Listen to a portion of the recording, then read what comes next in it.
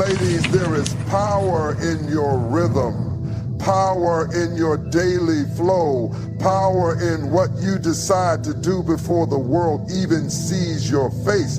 The battlefield of your destiny isn't just in the boardroom, the living room, or the courtroom.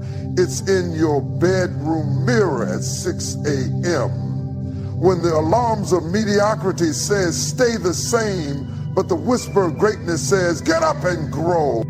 If the enemy can disrupt your daily habits, he can delay your divine purpose. But let me tell you something loud and clear. You are not a woman who was built to break. You are a woman of structure. You are a woman of strategy. You are a woman of sacred discipline. It's time to master the small things so you can reign over the big things. Because if the devil can't make you quit, he'll try to make you inconsistent. So let's talk about the 10 daily habits every woman must master, not just to survive, but to soar. Command the morning, before the sun climbs, before the texts arrive, before the world demands a piece of you. Stand still and take authority. You've been given dominion over your day, but too many women wake up as if the day owns them. No, you walk into the hours ahead as a woman on assignment, not rushed, not scattered, positioned, purposeful, rooted. You don't wait for joy to show up. You stir it. You don't wait for strength to come knocking. You declare it. You may not feel strong every morning. You may rise with a heavy heart, a racing mind, or eyes still swollen from yesterday's tears. But hear me clearly. It's okay to feel fear, doubt, and uncertainty. You don't have to be perfect. Vulnerability is not a sign of weakness. It's a demonstration of courage. Real power doesn't pretend. It faces reality and still declares, this is the day the Lord has made. I will rejoice and be glad in it. Even when your emotions don't agree, even when your body is tired, even when everything in you wants to hit snooze on purpose. Because how you enter the day determines how you conquer it. The morning is the soil. What you plant in it grows. If you plant stress, stress will multiply. If you plant silence, silence will echo. But if you plant faith, if you plant praise, if you plant intentionality, you'll harvest focus, clarity, and divine rhythm. So wake up with war in your spirit, not against people, but against patterns that try to pull you off course. Boom. Speak over your house. Speak over your children. Speak over your finances, your career, your relationships. Speak over your mind. Don't let the first voice you hear be the voice of doubt. Don't let your phone dictate your value. Don't let comparison creep in before coffee. Stand at the gate of your day like a watchwoman on duty, because when a woman commands her morning, she doesn't just wake up, she rises. She rises with fire, she rises with vision, she rises with a sound that shakes the silence. Discipline your thoughts, because your mind is the battleground before any battle ever reaches your life. What's growing in your head will eventually show up in your hands. Your thoughts are not just ideas floating through the air, they are seeds, and every seed produces something. You cannot expect a harvest of peace when you've been planting seeds of worry. You cannot walk in boldness when you've been meditating on fear. Every woman, no matter how strong, how successful, how spiritual, fights silent wars in her mind. There are days when your thoughts will betray you. You'll think you're not good enough. You'll hear the echo of past failures. You'll wrestle with the lies you thought you buried long ago. But hear me, you are not your thoughts. You are the master of them. You are the gatekeeper of your mind, and not every thought deserves your attention. Some need to be rebuked, some need to be replaced, and some need to be released without ever being entered.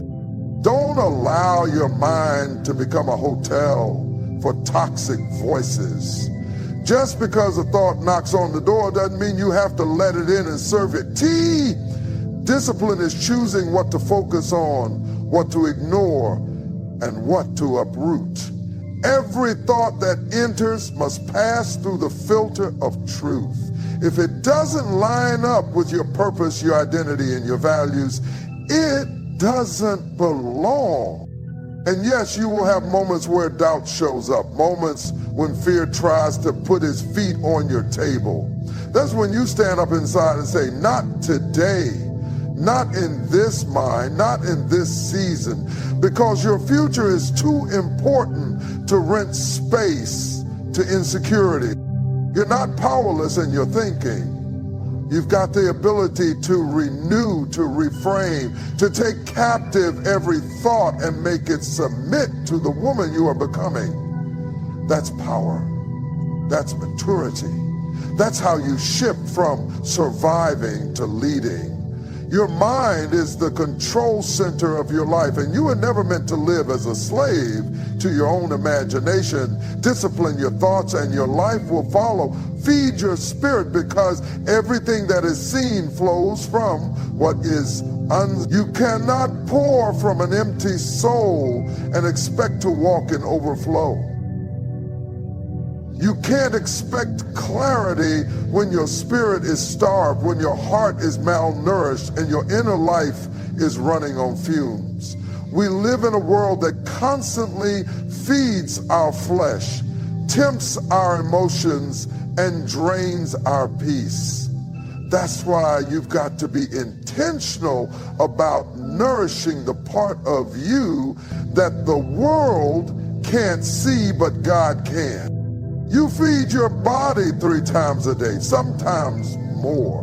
But how many times do you feed your spirit? And then we wonder why we're frustrated, why we're reactive, why we feel like we're drifting.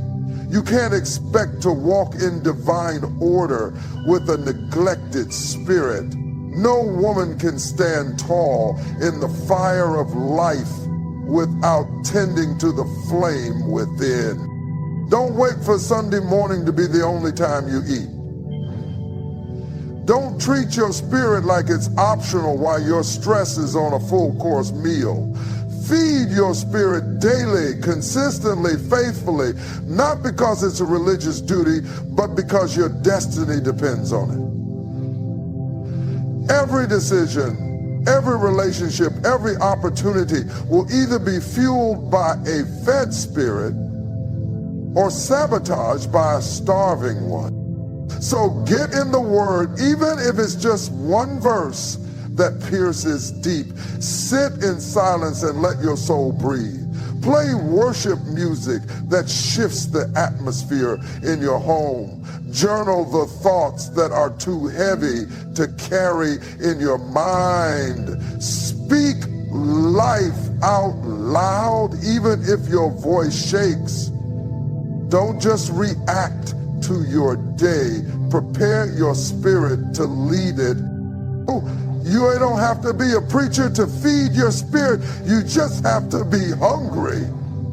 You just have to be tired of living on empty.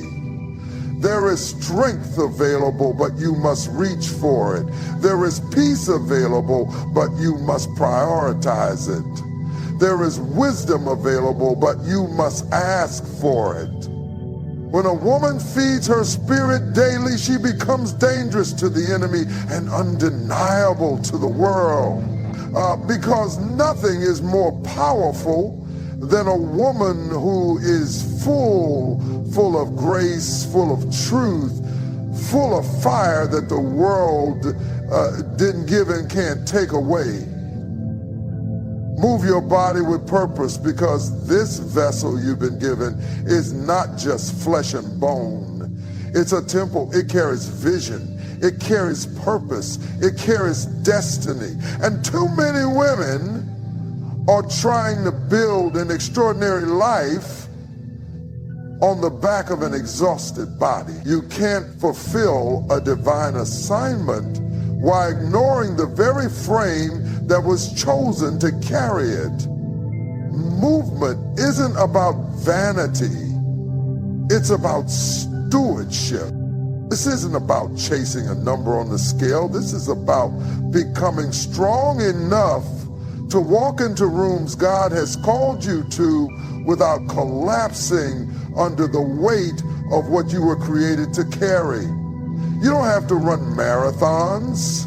You don't have to look like someone else's filtered image, but you do have to honor your body, honor it enough to stretch it, to sweat with it, to breathe deeply into it. Because when your body is in rhythm, your spirit can move with greater freedom. Some of us are praying for strength while treating our bodies like they're optional. You want endurance in the spirit? Start by respecting the physical. You want clarity in your calling? Start by clearing out what's making you sluggish. When you move, you don't just activate your muscles, you activate your mind, your creativity, your resilience, your drive. God didn't place you in this world to be stagnant. He placed you here to move mountains. And sometimes that starts with just moving your feet. There will be days when you won't feel like it, days when the mirror talks back, days when fatigue whispers lies. Move anyway. Don't wait until you feel motivated. Motivation is a visitor, but discipline is a builder. Move with purpose, not perfection. Maybe it's a walk. Maybe it's dancing in the kitchen. Maybe it's 10 minutes of intentional stretching. Whatever it is, do it with a mindset that says, I'm preparing this body for longevity, for strength, for legacy. You were not meant to carry your calling with broken energy. Your body is not your enemy, it's your partner. So treat it like the sacred ground it is. Move it with love, move it with vision, move it with the purpose of a woman who knows she has somewhere to go and too much to do to stay still on your time. Because if you don't, someone else will. Every minute you give away without intention is a minute stolen from your destiny. Your time is more than just a schedule, it's a seed, and how you manage it determines what you harvest in your life. You are not just busy, you are becoming. And if you're not careful, you'll look up one day and realize you've been busy surviving when you were supposed to be building. You can't afford to live on autopilot. You can't afford to keep saying yes out of guilt, fear, or habit. Every yes is an investment. Every I'll do it is a down payment on your future. And when you keep spending your energy on things that don't align with who you are or where you're going, you bankrupt your own vision. You've got dreams waiting on you, goals calling your name, healing that takes time, vision that needs space. And too many women are drowning in distractions because they haven't taken authority over their own calendar. You have to treat your time like royalty. Protect it, guard it, plan it with purpose. That doesn't mean you live rigid. It means you live aware of what matters, aware of what drains you, aware of what deserves your no, so your yes can mean something. Stop glorifying the hustle and start honoring the sacred. Your rest is holy. Your margin is necessary. You don't have to do it all to prove you're worthy. You are already enough. And now you get to act like it by managing your life with intention. Some things can wait. Some people can wait. You spend enough time trying to be everything for everybody while neglecting the woman in the mirror who needs attention the most. This is a season to align your time with your assignment. to stop chasing after urgency and start moving with purpose, because your time is a reflection of what you value. And when you start owning it, owning every hour, every morning, every transition, you begin to live not just productively, but prophetically. You step into rhythm with your calling, and suddenly the world doesn't feel so overwhelming, because your soul knows exactly what it came here to do. Speak life out loud, not in your head, not under your breath, out loud, because there is power in your voice, and the atmosphere around you responds when you speak with authority. Your words are not random, they are tools, weapons, seeds. They can build or they can break. And too many women have learned how to think powerfully but still speak passively. You've encouraged everybody else, but when was the last time you opened your mouth and encouraged you? The world will try to name you. Circumstances will try to label you. Pain will try to quiet you. But you've got to decide that your voice will not be muzzled. Your destiny depends on what you say about yourself when nobody else is clapping. You don't need a microphone to speak life. You just need boldness. You need faith in your belly and truth on your lips. Because when you speak what God has already declared over your life, you activate it. You release it. You call it into existence. There is no such thing as a